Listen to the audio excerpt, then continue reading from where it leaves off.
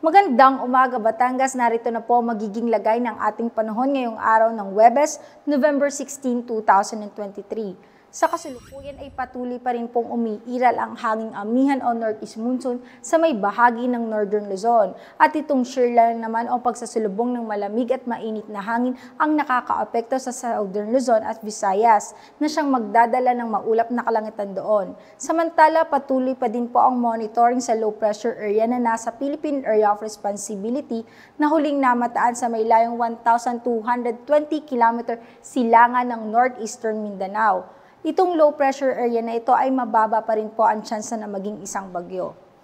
Para naman po sa probinsya ng Batangas ay makakaranas po tayo ng maaraw papunta sa bahagyang maulap na kalangitan na sasamahan ng maliliit na tsansa ng mga kalat-kalat na pag-ulan.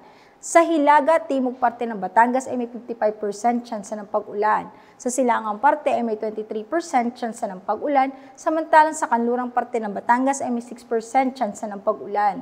Kaya paalala po natin sa ating magigiting na kabatang na magdala ng pananggalang sa init at sa mga posibleng pag-ulan. Ang magiging agwat ng temperatura ngayong araw ng Huwebes ay nasa pagitan ng 25 to 32 degrees Celsius. Si Haring Araw ay sumikat kaninang 5:56 ng umaga at lulubog mamayang 5:25 ng hapon.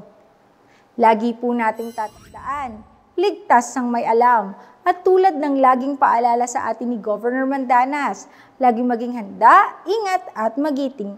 Mula dito sa Batangas Provincial Disaster Risk Reduction and Management Office, ako po si Raven Redacida, nag-uulat.